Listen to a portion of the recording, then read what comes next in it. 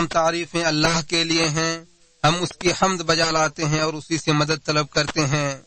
ہم اپنے نفس کی برائیوں سے اور برے اعمال سے اللہ کی پناہ چاہتے ہیں۔ وہ جسے ہدایت دے اسے کوئی گمراہ نہیں کر سکتا، اور وہ جسے گمراہ کر دے اسے کوئی ہدایت نہیں دے سکتا۔ میں گواہی دیتا ہوں کہ اللہ کے سوا کوئی سچا معبود نہیں، وہ اکیلا ہے، اس کا کوئی شریک نہیں، اور میں گواہی دیتا ہوں کہ محمد صلی اللہ علیہ وسلم اس کے بندے اور رسول ہیں، جن کو اس نے تمام جہان والوں کے لیے رحمت بنا کر بھیجا، پھر ان کے ذریعے لوگوں کے سینوں کو کھول دیا، عقلوں کو منور کر دیا، بند آنکھ، بہرے کان اور غفلت میں پڑے دلوں کو ہدایت کے لیے کھول دیا۔ تا قیامت بہت زیادہ درود و سلام نازل ہو آپ صلی اللہ علیہ وسلم پر اور آپ کے تمام آل و اصحاب پر۔ اما بعد، یقیناً سب سے سچی بات اللہ کی کتاب ہے، سب سے مضبوط کڑا اللہ کا تقوی ہے، سب سے بہتر دین ملت ابراہیمی ہے، سب سے اچھا قصہ اللہ کا کلام ہے، اور سب سے بہتر طریقہ محمد صلی اللہ علیہ وسلم کا طریقہ ہے، اور سب سے بری بات دین کے اندر نئی بات ایجاد کرنا ہے، اور ہر بدعت گمراہی ہے، اور ہر گمراہی کا ٹھکانہ جہنم ہے۔ اللہ کے بندو، دنیا دھوکے کا سامان اور ابتلاء و آزمائش کی آماج گاہ ہے، اور آخرت دائمی گھر اور حساب و بدلے کی جگہ ہے۔ چنانچہ جس نے ذرہ بھر نیکی کی ہوگی وہ اسے دیکھ لے گا، اور جس نے ذرہ بھر برائی کی ہوگی وہ بھی اسے دیکھ لے گا۔ اس لیے اللہ سے ڈرو اور اس کے حکم کو بجا لاؤ، اور جس چیز سے اس نے ڈرایا ہے اور اس سے باز آ جاؤ۔ ارشاد باری تعالی ہے، اے ایمان والو، اللہ سے ڈرو اور ہر شخص دیکھے کہ اس نے کل کے لیے کیا بھیجا ہے۔ اللہ سے ڈرتے رہو، یقیناً تمہارے اعمال سے باخبر ہے۔ اے مسلمانوں، زمانے کے اوقات ظاہر میں ایک دوسرے کے مشابہ ہیں، لیکن اللہ تعالی نے بعض اوقات کو فضیلت بخشی ہے اور ان میں مزید خصوصیات اور برکتیں رکھی ہیں۔ جیسے لیلۃ القدر کو تمام راتوں پر فضیلت بخشی، اور آپ کو کیا معلوم کہ لیلۃ القدر کیا ہے؟ قدر والی رات 1000 مہینوں سے زیادہ بہتر ہے۔ اسی طرح عرفہ کے دن اور جمعہ کے دن کو تمام ایام پر فضیلت بخشی ہے، اور ماہ رمضان کو سب سے افضل مہینہ قرار دیا ہے، کیونکہ اس میں قرآن نازل ہوا اور روزے فرض کیے گئے۔ اسی طرح حرمت والے مہینوں کی عظمت کو قرآن پاک میں بیان کیا اور ان کی حرمت کو پامال کرنے سے ڈرایا۔ ارشاد باری تعالی ہے، جس دن اللہ نے آسمانوں اور زمین کو پیدا کیا اس دن سے اللہ کی کتاب کے مطابق اللہ کے ہاں مہینوں کی تعداد 12 ہی ہے، جن میں 4 مہینے حرمت والے ہیں، یہی مستقل ضابطہ ہے، لہذا ان مہینوں میں قتال ناحق سے اپنے آپ پر ظلم نہ کرو۔ اور نبی صلی اللہ علیہ وسلم نے خطبہ حجۃ الوداع میں ان مہینوں کی حرمت و عظمت کو باقی رکھنے کی تاکید کی۔ چنانچہ ابو بکر رضی اللہ عنہ سے روایت ہے کہ نبی صلی اللہ علیہ وسلم نے خود حجۃ الوداع کے خطبہ میں فرمایا، زمانہ گھوم کر اپنی اسی حیات میں لوٹ آیا ہے جس دن اللہ نے آسمان اور زمین کو پیدا فرمایا تھا۔ سال کے 12 مہینے ہیں، جن میں سے 4 حرمت والے ہیں، 3 پیدر پہ ہیں، ذی القعدہ، ذی الحجہ اور محرم، اور رجب جو کہ جمادہ اور شعبان کے درمیان میں آتا ہے۔ پھر آپ صلی اللہ علیہ وسلم نے فرمایا، یہ کون سا مہینہ ہے؟ ہم نے کہا اللہ اور اس کے رسول زیادہ بہتر جانتے ہیں۔ راوی کہتے ہیں کہ ہم آپ صلی اللہ علیہ وسلم خاموش رہے اور ہمیں لگا کہ شاید آپ اس کا کوئی دوسرا نام دیں گے۔ پھر آپ نے کہا کہ کیا ذی الحجہ نہیں ہے؟ ہم نے کہا کیوں نہیں اے اللہ کے رسول؟ پھر آپ نے کہا یہ کون سا شہر ہے؟ ہم نے کہا اللہ اور اس کے رسول زیادہ بہتر جانتے ہیں۔ راوی کہتے ہیں کہ آپ صلی اللہ علیہ وسلم خاموش رہے اور ہمیں لگا کہ شاید آپ کوئی دوسرا نام دیں گے۔ پھر آپ نے کہا کہ یہ مکہ شہر نہیں ہے؟ ہم نے کہا کیوں نہیں ہے اللہ کے رسول؟ پھر آپ نے کہا کہ آج کون سا دن ہے؟ ہم نے کہا اللہ اور اس کے رسول زیادہ بہتر جانتے ہیں۔ راوی کہتے ہیں کہ آپ خاموش رہے یہاں تک کہ ہم یہ سمجھنے لگے کہ شاید آپ اس کا کوئی دوسرا نام دیں گے۔ پھر آپ نے کہا کہ آج قربانی کا دن نہیں ہے؟ ہم نے کہا کیوں نہیں ہے اللہ کے رسول؟ تو آپ صلی اللہ علیہ وسلم نے فرمایا، بے شک تمہارا خون، تمہارا مال اور تمہاری عزت تم پر حرام ہے، جیسے تمہارا آج کا یہ دن تمہارے اس شہر میں اور تمہارے اس مہینے میں محترم ہے۔ اور ان قریب تم اپنے رب سے ملو گے تو وہ تم سے تمہارے اعمال کے بارے میں سوال کرے گا. تم لوگ میرے بعد کافر یا گمراہ نہ ہو جانا کہ تم ایک دوسرے کی گردن اڑانے لگو.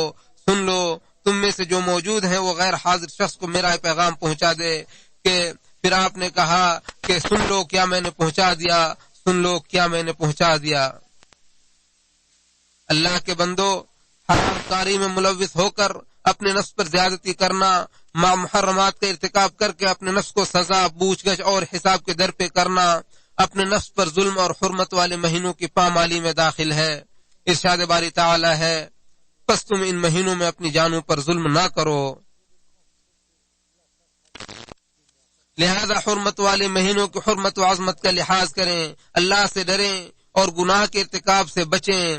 نافرمانی کے بعد فوراً توبہ کریں اور نیکی کے کام میں سبقت کریں اور ان لوگوں کی طرح ہو جائیں جن کے بارے میں اللہ تعالیٰ فرماتا ہے اور جب ان میں سے کوئی بدکاری ہو جاتی ہے اور جب ان سے کوئی بدکاری ہو جاتی ہے یا اپنے آپ پر ظلم کرتے ہیں تو اللہ کو یاد کرتے ہیں اور اپنے گناہوں کے لیے مغفرت طلب کرتے ہیں، اور اللہ کے علاوہ کون گناہوں کو معاف کر سکتا ہے، اور اپنے کیے پر جان بوجھ کر اصرار نہیں کرتے. ان لوگوں کا بدلہ میں ان لوگوں کو بدلہ میں ان کے رب کی مغفرت اور وہ جنتیں ملیں گی جن کے نیچے نہریں جاری ہوں گی، جہاں وہ ہمیشہ رہیں گے، اور عمل صالح کرنے والوں کا بدلہ اچھا ہوتا ہے. اے مسلمانوں، ان اوقات کی عظمت و احترام کا خیال رکھنا یقیناً نیکی اور اطاعت کا کام ہے، اور ان کی حرمت کو پامال کرنا قبیح نافرمانی ہے. ارشاد باری تعالی ہے اور جو کوئی اللہ کے قائم کردہ حرمتوں کا احترام کرے تو یہ اس کے لیے اپنے رب کے نزدیک زیادہ بہتر ہے.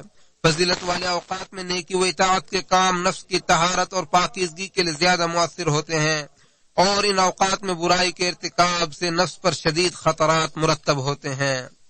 اللہ کے بندو، بعض اوقات ایسے ہیں جن میں نیکی کے کام پر زیادہ اجر و ثواب ملتا ہے اور حرام کاموں کے ارتکاب پر زیادہ سزا ملتی ہے. لہذا ان میں معصیت کے ارتکاب پر سخت سزا کی وعید ہے اور اطاعت کے کام کرنے پر بہت زیادہ اجر و ثواب ہے. کسی وقت اور جگہ کی حرمت جس قدر زیادہ ہوگی اسی قدر نیکی کا ثواب زیادہ اور نافرمانی کی سزا شدید ہوگی. اسی وجہ سے بہت سارے فقہا نے ان مہینوں میں قتل جیسے گناہ کا ارتکاب کرنے پر قاتل کو دیت مغلظ ادا کرنے کا حکم دیا ہے، اور ان کی حرمت کو پامال کرنے پر تعزیری سزا بھی رکھی ہے. اہل عرب چونکہ ملت ابراہیمی پر کاربند تھے اس لیے وہ اس حرمت والے مہینوں کا بہت احترام کرتے تھے، یہاں تک کہ اگر کوئی شخص اپنے باپ کے قاتل کو بھی دیکھ لیتا تب بھی اسے چھوڑ دیتا. شریعت اسلامیہ نے بھی ان کی حرمت و عظمت کو برقرار رکھا ہے. ارشاد باری تعالی ہے لوگ آپ سے حرمت والے مہینے میں لڑائی کرنے سے متعلق پوچھتے ہیں، آپ ان سے کہہ دیجئے کہ حرمت والے مہینے میں جنگ کرنا واقعی بہت بڑا گناہ ہے، مگر اللہ کی راہ سے روکنا اور اس سے کفر کرنا اور مسجد حرام سے روکنا اور وہاں کے باشندوں کو وہاں سے نکال دینا اس سے بھی بڑے گناہ ہیں، اور فتنہ انگیز قتل سے بھی بڑا گناہ ہے. اللہ کے بندو، اپنے نفس کو اور اللہ کی طاعت کا عادی بناؤ. توبہ و استغفار اور عاجزی و انکساری کے ذریعے اس کے لیے مدد مانگو، اور دن و رات تنہائی و سرگوشی ہر حال میں اللہ تعالیٰ کی نگرانی کے احساس اپنے دل میں پیدا کرو. ارشاد باری تعالیٰ ہے اعوذ باللہ من الشیطان الرجیم اللہ اور تم کھلے چھپے سب گناہوں سے باز آ جاؤ، بے شک جو لوگ گناہ کے ارتکاب کرتے ہیں وہ ان قریب اپنے کیے کی سزا پائیں گے. اللہ تعالیٰ قرآن مجید کو ہمارے اور آپ کے لیے بابرکت بنائے، اس کی آیتوں اور حکیمانہ نصیحتوں کو ہمارے اور آپ کے لیے مفید بنائے. میں نے کہا اور آپ نے سنا، میں اللہ تعالیٰ سے مغفرت طلب کرتا ہوں، آپ بھی ان سے مغفرت طلب کریں، یقیناً وہ بخشنے والا اور رحم کرنے والا ہے.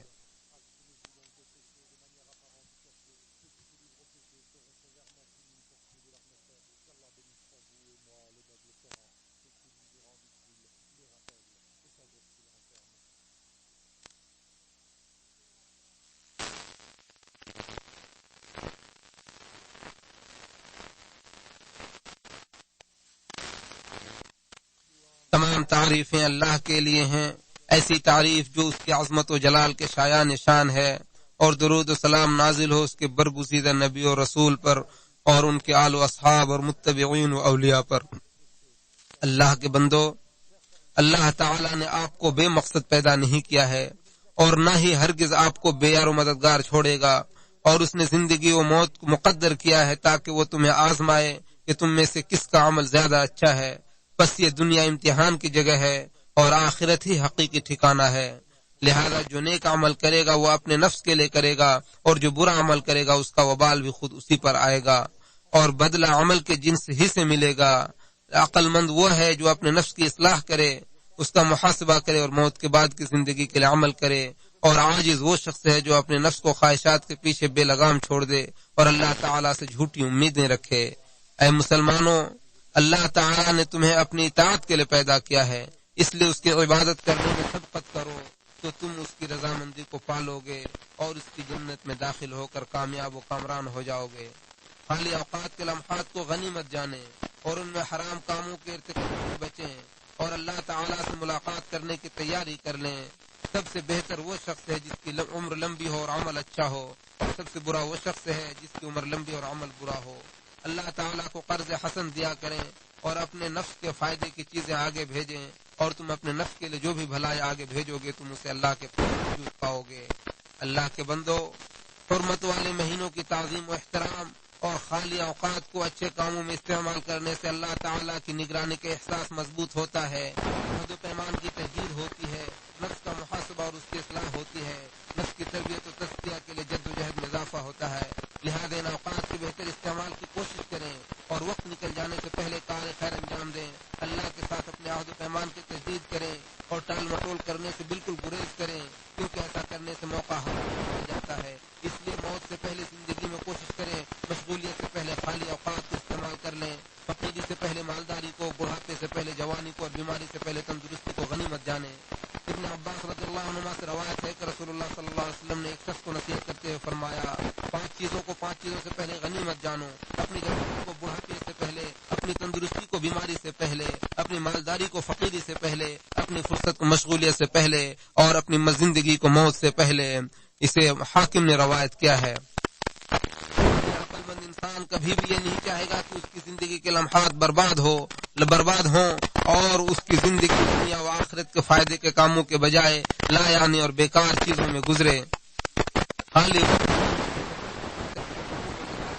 لیکن اگر اسے برباد کر دیا جائے تو زحمت ہے۔ ابن عباس رضی اللہ عنہما سے روایت ہے کہ نبی صلی اللہ علیہ وسلم نے فرمایا کہ 2 نعمتیں ایسی ہیں جن کے بارے میں اکثر لوگ دھوکے کے شکار ہیں، تندرستی اور خالی وقت۔ اسے بخاری نے روایت کیا ہے۔ اللہ کے بندو، دیگر مہینوں کے مقابلے میں حرمت والے مہینوں کی خاص اہمیت ہے، اس لیے مناسب یہی ہے کہ حرمت والے مہینے ہی سے سال کی ابتدا ہو، سال کے درمیان میں بھی آئے، اور سال کا اختتام بھی حرمت والے مہینے سے ہی ہو۔ تمام مہینے عبادت کے موسم ہیں، اگرچہ فضیلت اور کام کے لحاظ سے ان کے درمیان کچھ فرق ہے۔ اسی طرح پوری عمر عمل اور اطاعت کا وقت ہے، اور ہر شخص اپنے نفس کو اور ہر شخص کے لیے وہی کام آسان ہوتا ہے جس کے لیے وہ پیدا کیا گیا ہے۔ ان چیزوں کے بعد اللہ کے بندو، حرمت والے مہینوں کی تعظیم کا تقاضا یہ ہے کہ ان میں حرام کاموں سے بچا جائے، شبہات اور بدعتیں جن کا حکم اللہ نے نہیں دیا ہے اور نہ ہی کسی دلیل سے ثابت ہے، ان سے گریز کیا جائے۔ نبی صلی اللہ علیہ وسلم نے ارشاد فرمایا کہ جس نے بھی ہمارے اس دین میں کوئی ایسی بات ایجاد کی جو اس میں نہیں تھا تو وہ مردود ہے۔ نیز آپ نے فرمایا جس نے کوئی ایسا عمل کیا جو ہمارے طریقے کے خلاف ہو تو وہ مردود ہے۔ نبی صلی اللہ علیہ وسلم نے ہمیں واضح ہدایت پر چھوڑا ہے، جس کی رات اس کے دن کی مانند روشن ہے، اس سے وہی شخص بھٹک سکتا ہے مقدمے میں ہلاکت ہو۔ اور عرباض بن ساری رضی اللہ عنہ سے روایت ہے، وہ فرماتے ہیں کہ ایک دن نبی صلی اللہ علیہ وسلم نے ہمیں نماز پڑھائی، پھر آپ صلی اللہ علیہ وسلم نے ہماری جانب رخ کیا اور ہمیں نہایت ہی بلیغ خطبہ دیا، جس سے آنکھیں تر ہو گئیں اور دل کانپ اٹھے۔ تو کسی نے کہا، اے اللہ کے رسول، ایسا لگ رہا ہے کہ کسی رخصت ہونے والے کی نصیحت ہے، لہذا آپ ہمیں کچھ وصیت کر دیجئے۔ تو آپ صلی اللہ علیہ وسلم نے فرمایا، میں تمہیں اللہ کا تقوی اور حاکم وقت کے سمع و طاعت کی وصیت کرتا ہوں، اگرچہ کیونکہ جو میرے بعد گزارے تم میں سے جو میرے بعد زندہ رہے گا وہ بہت زیادہ اختلافات دیکھے گا، تم لوگ میری سنت اور ہدایت یافتہ خلفائے راشدین کی سنت کو مضبوطی کے ساتھ تھامے رہنا، اور خبردار تم دین میں نئی بات ایجاد نہ کرنا، کیونکہ دین میں ہر نئی بات بدعت ہے اور ہر بدعت گمراہی ہے۔ اسے احمد اور حاکم نے روایت کیا ہے۔ اے اللہ، تو ہمیں گناہ اور بدعت سے محفوظ فرما اور ہمیں سنت اور اتباع پر باقی رکھ اور اسی پر ہمیں موت دے، اور تو ہم سے راضی ہو جا۔ اے اللہ، تو ہمارے دلوں اور ہمارے اصلاح کی اصلاح فرما۔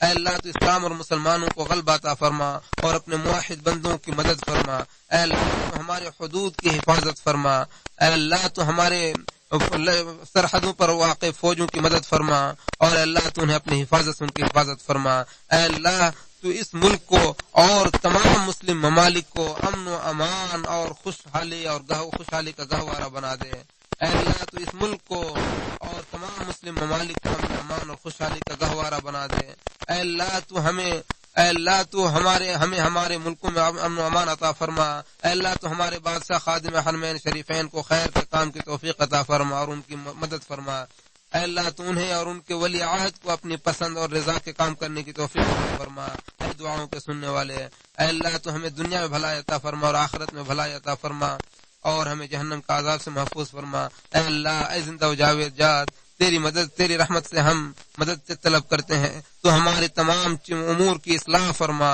تو ہمارے تمام امور کی اصلاح فرما، اور تو ہمیں لمحہ بھر بھی اپنے نفسوں کے حوالے نہ کر، اے اللہ تو محمد صلی اللہ علیہ وسلم، محمد اور ان کے آل و اصحاب اور تمام لوگوں پر درود و سلام نازل فرما۔